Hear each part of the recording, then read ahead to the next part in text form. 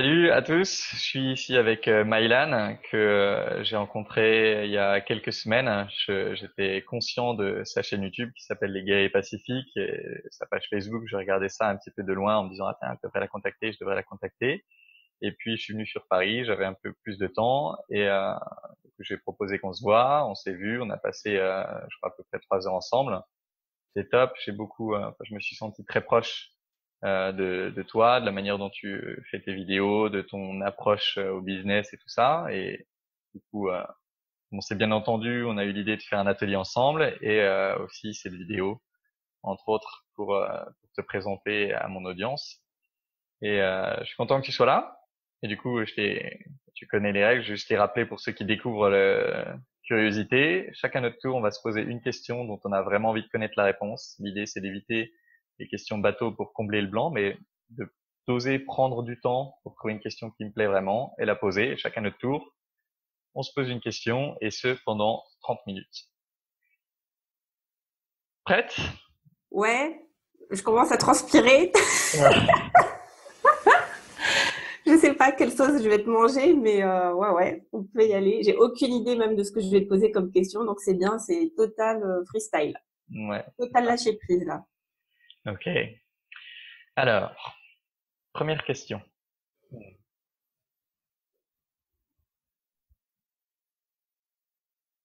y a une question que j'avais posée la dernière fois et qui m'intéresse vachement de savoir sur les gens en ce moment, c'est quoi les petits trucs du quotidien qui te rendent heureuse? C'est-à-dire pas ah j'ai fait une conférence où il y avait 300 personnes, je sais que tu vas à la journée de l'audace bientôt, plus les petits trucs du quotidien qui ont l'air de rien, mais qui le fait de les avoir dans ton quotidien, ça te fait du bien, ça te rend heureuse, tu sens que ça t'apporte ce bonheur un peu sans raison.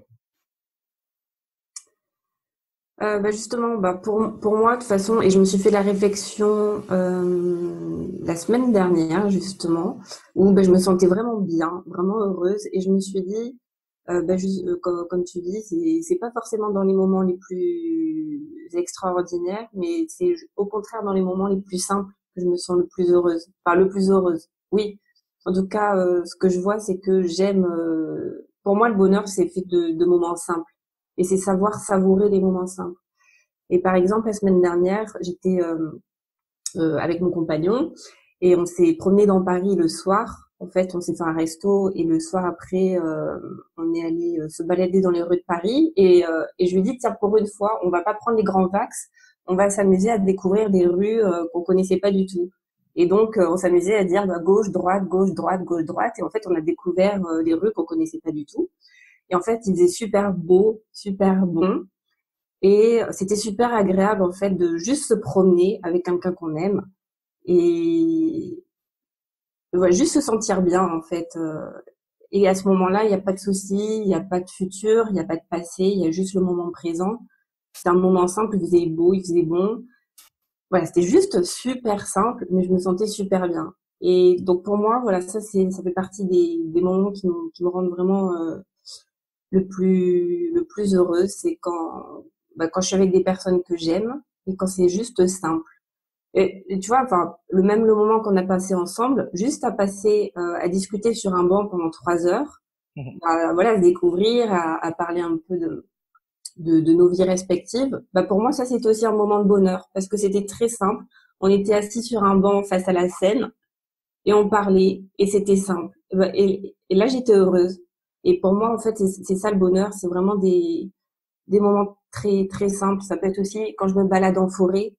Enfin, moi, j'aime beaucoup le contact avec la nature. Enfin, c'est ce qui me ressource, et en particulier les arbres, la forêt. Et quand je me balade dans la nature, eh bien, je suis heureuse. Voilà, quand je vois un oiseau, quand je vois un papillon, quand je vois un bel arbre, je suis juste heureuse. Et oui, enfin, j'ai fait quand même pas mal de choses, j'ai pas mal voyagé et tout. Et c'est pas forcément quand je pars à l'autre bout du monde que je suis le plus heureuse. C'est des fois des moments aussi simples qu'une balade dans Paris ou une balade en forêt ou juste un moment, une conversation avec quelqu'un avec qui je me sens bien. Et c'est juste ça pour moi, le bonheur. Et c'est de savoir aussi que les gens que j'aime sont bien. Donc voilà. en gros. Ok. Eh ben, à toi. À moi. Hum,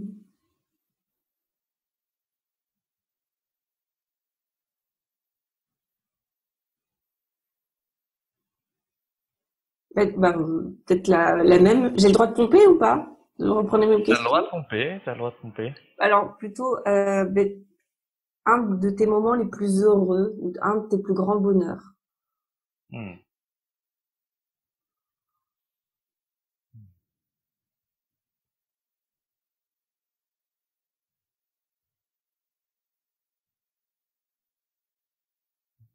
Que Ouais, tu as vécu, que question tu as parce que j'ai vécu. plein de trucs qui me défilent, autant des Mm. trucs. Le truc qui m'est venu, enfin, une image qui m'est venue là en première, c'était, j'en ai trop plein qui défilent, mais c'est, je vais choisir la première qui m'est venue. C'était, j'étais à Lisbonne avec un pote qui s'appelle Chris, et ben ça ressemblait à ce que tu as décrit avant en fait. On se promenait un peu au pif dans les rues et on s'arrête, on tombe sur une sorte de petit boui-boui qui fait des bols vegan, des bols bio avec plein de fruits, de tout ce que tu veux, et avec de l'açaï qui était une baie brésilienne. Et comme Chris a habité au Brésil, il était tout content de retrouver ça. Et on s'est pris chacun un smoothie fruité à l'açaï. Et on s'est posé. Il y avait une sorte de, je sais pas, c'était un dessus de bâtiment, enfin une sorte de toit comme ça avec des bancs. On s'est posé sur les bancs à regarder la mer avec notre petit bol. Et il y avait un musicien de rue qui jouait de la guitare et c'était c'était, je sais plus, c'était avril peut-être. Il faisait encore frais, mais là on avait la chaleur du soleil qui se posait sur nous et je tournais mes vidéos à côté et je me suis dit waouh, c'est ça ma vie quoi. J'ai réussi à créer ça dans ma vie. Le fait que je travaille euh, assis sur un banc au soleil avec un pote en buvant un smoothie à l'açaï et ouais, ce serait ça le moment que je choisirais. Un moment vraiment, pareil, assez simple au final. C'était à Lisbonne, mais ça aurait pu être n'importe où d'autre, quoi. Ça aurait pu être à Strasbourg, ça aurait pu être à Paris. Et juste le fait d'être avec un bon pote, avec qui je peux être vraiment moi-même, avec notre petit treat, notre petit smoothie et le soleil et le fait de pas avoir de trucs que je dois faire ou que pas avoir de pression particulière. Je suis le flow, quoi. Ça, c'était top. Mm. Merci. Là, il me vient une question un peu opposée parce que c'est comme on en a parlé un peu avant, je suis sur un régime quasi carnivore pour 30 jours et j'obsédais sur le McFlurry Kit Kat Ball. C'est-à-dire que j'étais en appel de coaching et je pensais au McFlurry Kit Kat Ball, je me disais waouh, ça me rendait fou et j'ai toujours pas craqué. J'ai un petit enfin à chaque fois j'ai des appels groupés pour mon programme de l'école des guerriers et j'en rigole avec mes clients, ils voulaient presque lancer un pari pour savoir quand j'allais craquer et tout ça. Et et en fait, si ça me fait penser à ça, c'est qu'une question que j'aimerais bien te poser, ce serait c'est quoi le truc le moins dev perso que tu fais? Le petit truc où quand il y a personne et le truc qui est pas dev perso. Alors pour moi, ce serait manger un McFlurry Kit Kat Ball par exemple, où tout est mauvais dedans, le moindre tout est mauvais et c'est le petit moment que j'arrive pas encore à dépasser quoi. Donc là, c'est pas forcément au niveau de l'alimentation. Non, non, non, moi c'était un Ouais. exemple, mais ça Mm. aurait pu être enfin n'importe quoi qui est pas dev perso, où tu sais que c'est pas dev perso, mais t'arrives pas à t'empêcher de le faire pour le moment. Ou t'as pas envie de t'empêcher de le faire. Mm. Alors, bonne question. Le truc le moins dev perso. Euh,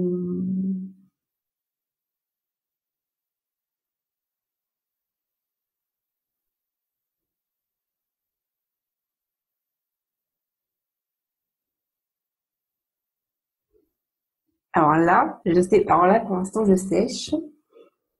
Je suis en train de passer en revue les différents domaines de vie. Alors, alimentation.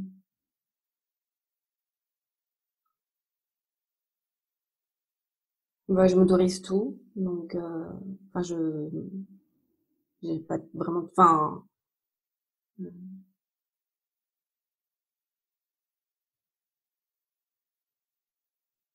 oui non, par contre il y a des trucs que je mange pas par principe, voilà. Qu'est-ce que je fais pas? Ou qu'est-ce que je fais qui est pas ben, ce qui me vient, enfin, c'est pas forcément, enfin, alors c'est plus au niveau de, c'est pas forcément un enfin, je sais pas comment dire. Je réfléchis. Parce que là, ce qui me vient, franchement, je- pour moi, c'est pas, ça va pas à l'opposé du développement personnel. Par exemple, je sais pas, boire du café, alors que, par exemple, typiquement, il y a quelqu'un l'autre jour je vais aller la semaine prochaine, et puis il me disait, ouais, on risque de se coucher à 2 heures du matin avant la veille de mon atelier. Et moi, je lui dis, ah ouais, non, moi, je me couche pas à 2 heures, j'ai besoin de dormir et tout. Et puis, je lui disais, bah, du coup, sinon, tu me payes le café le lendemain matin. Il me dit, ah ouais, tu bois du café parce que je pensais que toi, t'étais plutôt du style à boire du thé vert. Je dis, ouais, aussi, mais je bois aussi du café. Et donc, je peux aussi manger de la viande, par exemple. Mais pour moi, ça, c'est pas forcément ça le truc le moins perso. Enfin, peut-être que ça peut choquer certaines personnes, mais moi, ça me choque pas. Mais c'est plus au niveau, euh,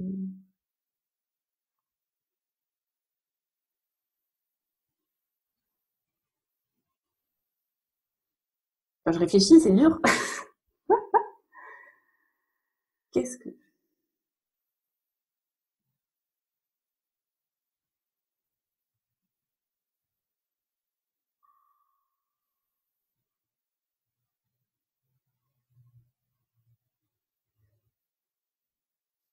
Ouais, c'est plus en termes d'attitude, je dirais. Par exemple, et d'ailleurs c'est l'objet, ça va être l'objet de ma conférence là, à la journée de l'audace, de s'autoriser à exprimer toutes les facettes de notre humanité. Et pour moi, là où moi je me juge, et je trouve ça, surtout que comme je suis coach et que je suis hyper exigeante envers moi et envers les autres, surtout envers moi. Euh, du coup, je peux très facilement me juger quand j'ai pas le comportement de la coach parfaite ou de la coach tout court, quoi. Enfin, et donc, par exemple, quand je me mets en colère ou quand je juge, parce que oui, bien sûr, je juge. Par exemple, bah, ça, typiquement, pour moi, c'est pas du tout dev perso. Ou c'est pas du tout. En tout cas, enfin, maintenant, oui. Maintenant, je sais que, bien sûr, je suis humaine avant d'être coach. Mais on va dire que euh, oui, par exemple, j'avais fait une vidéo qui a fait le buzz qui s'appelle Méfiez-vous des gens spirituels. Et dans un des commentaires que j'ai eu, des gens qui m'ont cassé, il y a une personne qui m'a dit, mais comment tu peux être coach et comment tu peux dire ça comment tu peux être coach si tu n'es pas dans l'amour inconditionnel? Ouais, je t'en avais parlé quand on Hmm. s'était vu. Et ça, bah, typiquement, c'est quelque chose avec lequel j'ai encore du mal quand je vois que je n'arrive pas justement à être dans l'accueil, dans l'amour à chaque instant. Quand du coup, des fois, ben, je me mets en colère alors que je ne devrais pas me mettre en colère, que je juge alors que je ne devrais pas juger, euh, que voilà, quand j'ose exprimer mon côté un peu plus sombre, Hmm. des émotions un peu moins glamour, où là, oui, c'est peut-être, enfin, aux yeux, comment dire,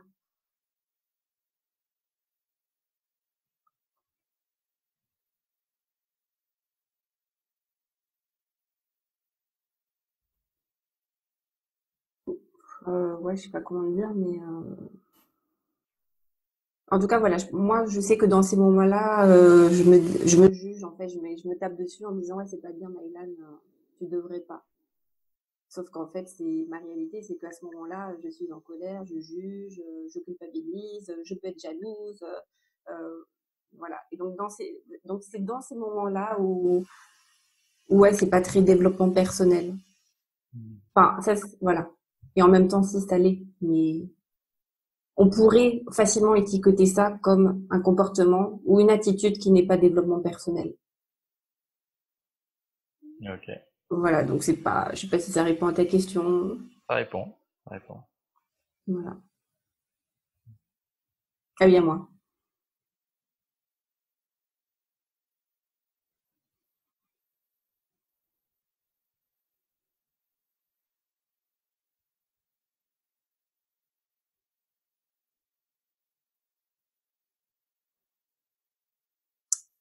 Alors là, j'y vais, hein.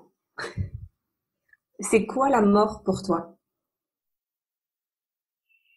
Hmm. La première réponse qui m'est venue, c'est mon sujet favori. Euh, ouais, la mort pour moi, c'est, je sais pas, j'ai vraiment ce moment un peu gravé au fer rouge dans ma mémoire de quand j'étais, je me rappelle 4 ans.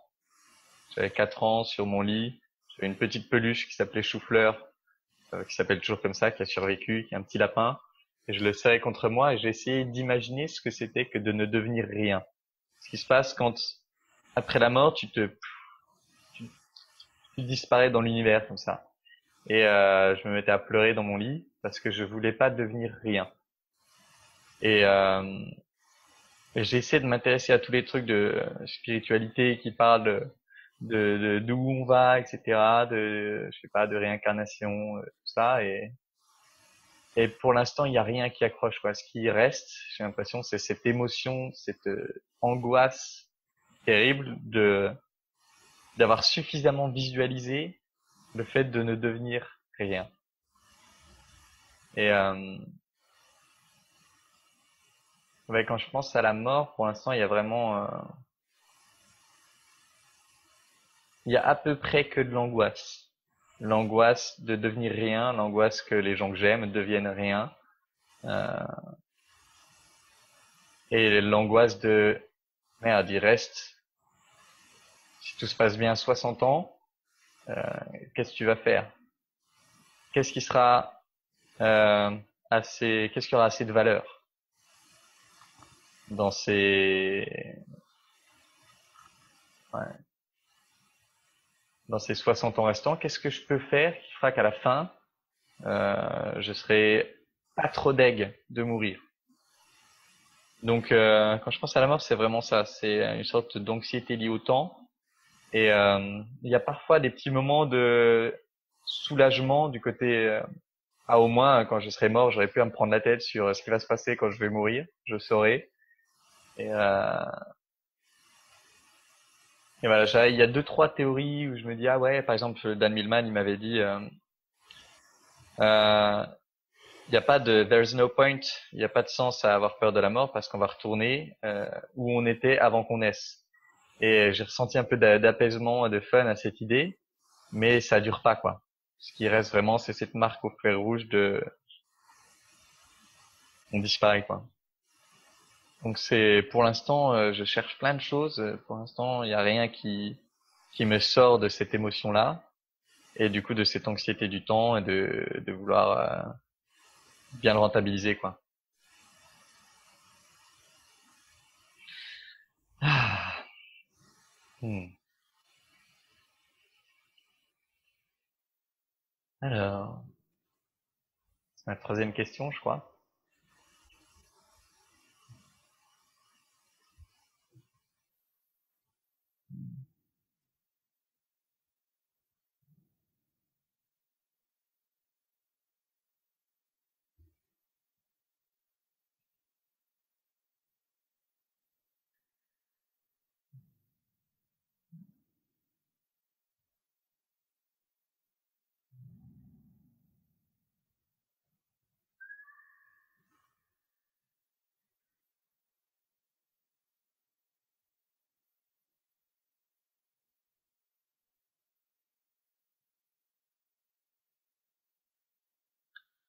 Alors, ce que je voudrais savoir de toi,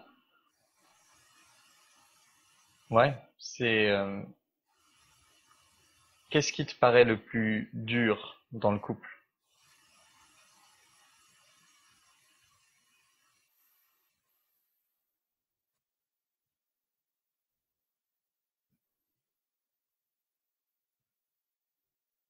Qu'est-ce qui me paraît le plus dur dans le couple?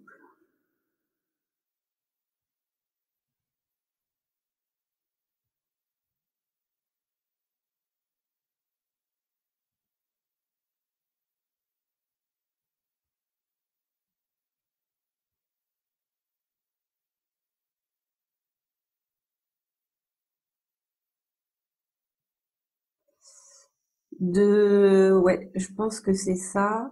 C'est d'essayer de respecter et de prendre l'autre comme il est, sans essayer de le changer. Et,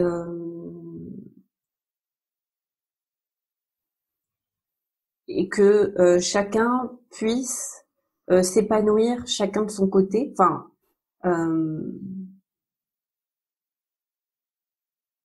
de trouver oui, je pense.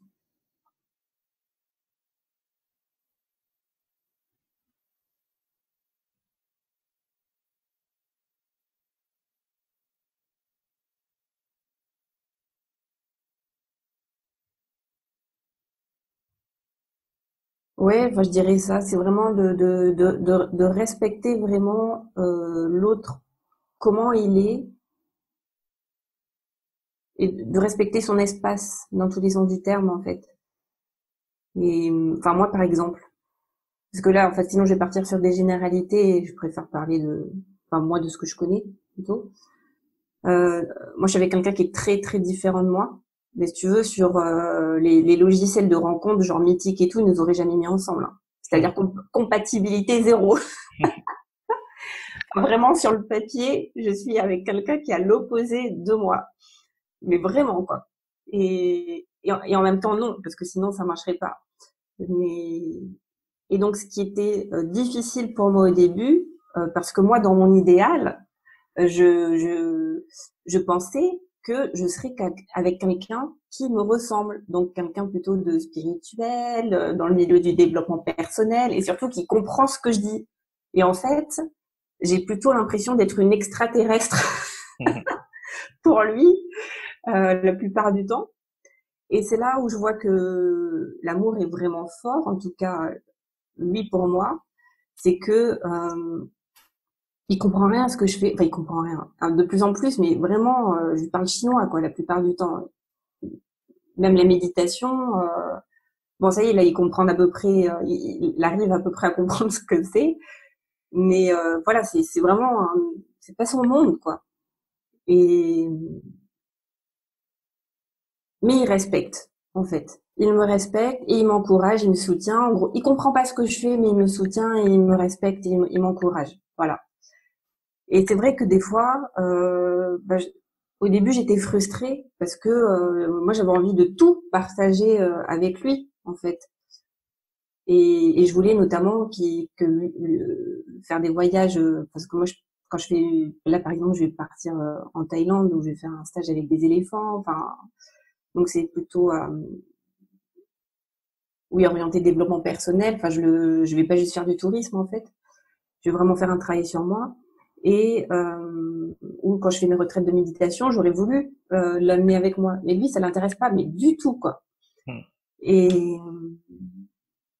et pour moi, voilà, c'était difficile d'accepter ça, en fait, d'accepter que on avait des chemins différents. Et ma plus grande peur, c'était que en fait nos chemins fassent ça. Et après, je me suis dit, mais en fait, j'ai pas le contrôle dessus. C'est que pour l'instant, ça va bien. Demain, je sais pas. Et que pour l'instant, là, ce qui tient, c'est que on se respecte et surtout, enfin, lui, je parle de lui, mais lui, il respecte mon chemin. Et je sais que moi, enfin, ma vocation, elle est tellement forte que moi, la spiritualité et le développement personnel, c'est vraiment, je l'ai dans la peau, quoi. Et que si on m'empêche de faire ça, je pourrais pas rester en fait. Je pourrais pas rester parce que ça, c'est plus fort que tout. Et donc, mon métier, voilà, c'est vraiment plus fort que tout. Et donc, en gros, si lui, il suit pas, je partirai en fait.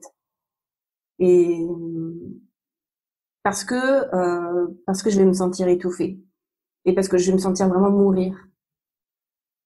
Et donc et donc là, ce qui m'a rassurée avec les années, c'est que je vois que en fait, il respecte ça et que il m'encourage. Donc d'un côté, je suis rassurée parce qu'au début, je me disais, j'ai peur que ça le fasse pas. J'ai peur que ça le fasse pas parce que il comprend pas ce que je fais. Ça veut dire que moi-même, des fois, je suis obligée de me censurer dans ce que je raconte parce que au début, j'avais peur d'être jugée. Parce que vraiment, au début, il me prenait pour une folle, hein. Bon, enfin, il se moquait gentiment, mais je voyais bien que je lui parlais chinois et donc il y a un côté un peu frustrant parce que quand t'es avec quelqu'un, t'as envie de tout partager et l'autre, il comprend pas ce que tu fais, donc c'est un peu frustrant. Et en même temps, aujourd'hui, j'ai lâché prise par rapport à ça en me disant, bon, bah, en fait, j'ai pas besoin que lui comprenne. Enfin, moi, j'ai surtout besoin de partager avec des gens comme moi et donc, bah, si c'est pas dans mon couple, ça sera avec des amis ou avec des collègues. Et donc, j'ai trouvé, moi, le moyen de répondre à mon besoin bah, de profondeur, de parler aussi de sujets profonds, de spiritualité, tout ça, c'était des sujets que je vais partager avec des amis. Et avec lui, je vais partager autre chose. Je vais lui en parler en sachant qu'il va comprendre la moitié de ce que je dis. Mais c'est pas grave. Je me dis, voilà. Moi, je raconte. Et puis, comme lui, des fois, il va me raconter ses trucs. Je comprends rien non plus, mais c'est pas grave. Je l'écoute. Mm. Et donc, pour moi, le plus dur, c'est vraiment vraiment, encore une fois, d'accepter l'autre tel qu'il est, là où il en est, et respecter son chemin. Et donc, on peut avoir des chemins très différents, mais si on se respecte, eh ben, voilà, on n'est pas obligé d'avancer au même rythme, on n'est pas obligé d'être au même niveau. Le principal, je crois que voilà, c'est le respect et l'encouragement. Et qui, au début, surtout, enfin, pour moi, en tout cas, c'était au début de la relation qui était pas facile. Voilà. Mm.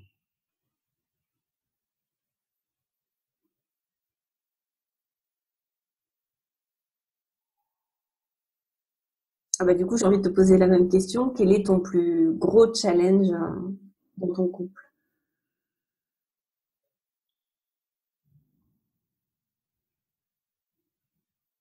Alors j'aurais pu répondre la même chose que toi. Alors chaque mot que tu disais me touchait parce que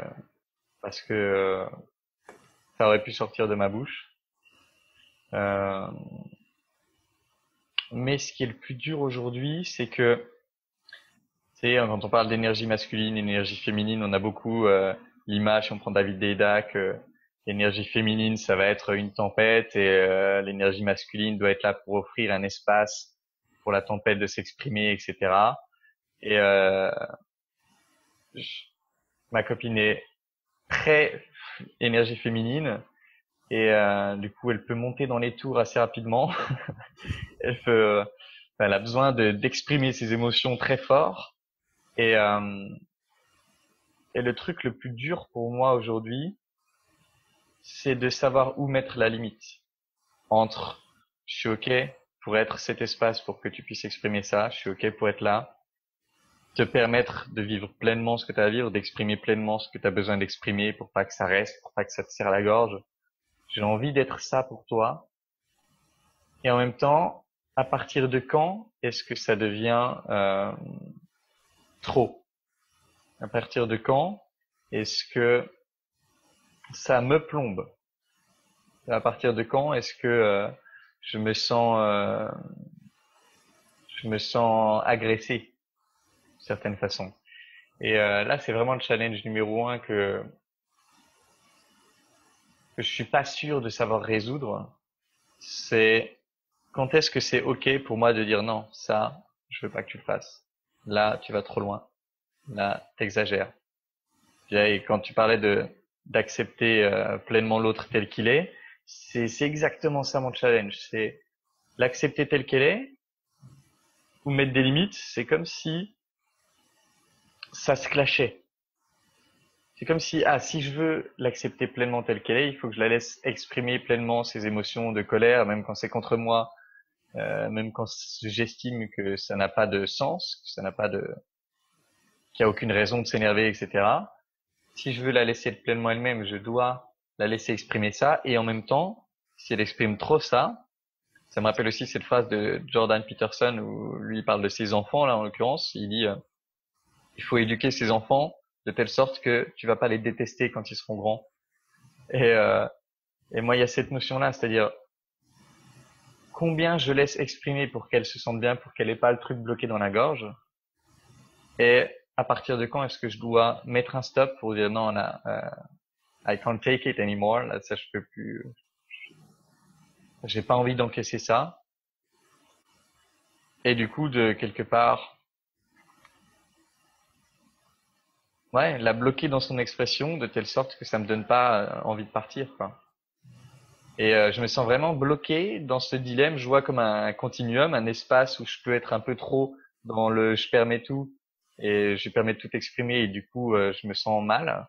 Ou alors l'autre extrême où c'est dès qu'elle commence à monter dans les tours, je l'arrête et du coup elle va se sentir étouffée. Et c'est trouver un espace au milieu où je me sens bien, où je me juge pas, parce que je me juge quand je suis trop d'un côté, je me juge quand je suis trop de l'autre. Euh, Trouver un équilibre dans lequel je me sente bien, dans lequel elle se sent bien, qui me semble aujourd'hui archi dur, vraiment archi dur. Et ouais, je me sens pas sans solution, mais pas loin. Tu vois, j'ai l'impression qu'il n'y a pas vraiment de bonne solution. C'est quoi qu'il arrive, euh, il y a un compromis dans un sens ou un compromis dans l'autre. Et même si je suis au milieu, j'ai l'impression que il y a toujours une tension d'un côté de l'autre, etc. Ça me crée beaucoup de stress en ce moment. Savoir comment me positionner dans ce couple pour que ce soit bien pour nous deux, quoi. Et au final, lutter un peu avec cette notion de masculin-féminin. Et je me sens me rebeller intérieurement contre cette notion que le masculin doit être le container, l'espace sans limite. Et à l'instant où je dis ça, je me dis que c'est con d'ailleurs, parce que nécessairement, s'il y a un container, il y a des limites. Mais ouais, c'est vraiment difficile pour moi en ce moment de gérer ça. Et ouais, je pense que ça répond à ta question. Et je vois qu'on arrive au bout des 30 minutes. Moi, Ah, je déjà? pourrais, ouais, ça passe vite, hein. Je pourrais continuer ça beaucoup plus longtemps. J'ai choisi de garder un format de 30 minutes pour que ce soit plus facilement digeste, quitte à en refaire d'autres. Et peut-être qu'on pourra en refaire un quand on se voit à Paris, parce que du coup, je peux en parler maintenant. Je pense qu'on a décidé de faire un atelier ensemble avec Mylan parce qu'on voit qu'on est complémentaires sur plein de choses et qu'on a un peu une énergie yin-yang qui se rencontre bien. Et moi, j'ai besoin que les gens soient proches de moi d'un point de vue marketing, business, pour faire des choses avec eux. Et je me reconnais vraiment dans la façon dont tu travailles, sans manipulation, vraiment clean. Et du coup, on a décidé de faire un atelier ensemble qui est le 23 juin sur comment créer des relations authentiques. Et ça va être top. Si vous voulez travailler avec nous là-dessus, je vous mettrai un lien dans la description pour que vous puissiez vous inscrire. Et on aura peut-être l'occasion de refaire une vidéo à ce moment-là, quand tu seras revenu de Thaïlande, du coup. Ouais. Et merci d'avoir participé à cette vidéo, c'est toujours cool, j'adore. Et est-ce que toi, tu as un mot de la fin que tu voudrais partager? Non, bah merci pour cette proposition parce que j'avoue que j'appréhendais un petit peu. Et non, bah je trouve ça hyper intéressant. Ouais, je trouve que ça change des interviews traditionnelles sur un sujet qu'on a défini à l'avance. Et bah là, c'est total lâcher prise, donc je trouve ça super intéressant. Et tu vois, là, pour l'instant, j'avais jamais parlé de mon couple en vidéo, mais jamais quoi. Hmm. Parce que c'était de la sphère du privé et que après c'est pas parce que je voulais pas en parler, c'est que ça venait pas spontanément et que j'ai pas spécialement envie de déballer toute ma vie sur les réseaux sociaux. Mais là, je trouvais que ça s'est prêté et que c'était plus juste que je parle de plutôt que de dire des grandes généralités en répondant à tes questions, de parler de moi de mon expérience et ma vision des choses. Et donc le sujet du couple est venu. Donc merci pour cet échange que j'ai trouvé ouais super intéressant et moi perso j'aurais pu continuer hein, parce que j'avais d'autres questions qui me sont venues et je trouve ça hyper intéressant parce que bah justement c'est en lien avec le l'atelier qu'on va animer ensemble sur les relations authentiques et passionnantes et l'authenticité pour moi elle passe enfin surtout par la vulnérabilité Hmm. et ça fait du bien quoi et je crois que les gens en ont de plus en plus besoin. C'est aussi mon message. Donc voilà. Donc hâte d'animer cet atelier avec toi. Je pense qu'on va passer un bon moment. Ouais, ça va Les être fun. participants aussi, surtout, ouais. Ça va être fun. Ça va être un petit peu risqué. Ouais. Ça va être top. Donc, j'ai hâte de faire ça avec toi. Et donc, ouais, si vous voulez vous inscrire, je vous mets le lien dans la description. Et de toute façon, j'en reparlerai séparément dans d'autres vidéos et tout ça. On est très content en tout cas d'avoir fait cet appel avec toi. Profite bien de la Thaïlande. Et puis, enfin, j'ai hâte qu'on se revoie pour le 23 et aussi que tu me racontes cette histoire de stage dev perso avec des éléphants. Ça a piqué ma curiosité, je dois admettre. Et Ouais. hâte que tu me racontes tout ça. Et voilà, merci à tous d'avoir regardé. Si ça vous a plu, mettez-nous un petit pouce vers le haut. Allez voir la chaîne de Mylan. Je vous mettrai aussi le lien dans la description. Et vous verrez que sur plein de choses, vous connaîtrez, ça vous parlera. Donc allez jeter un œil. Et puis, en attendant la prochaine vidéo, on vous embrasse et à bientôt. Ciao.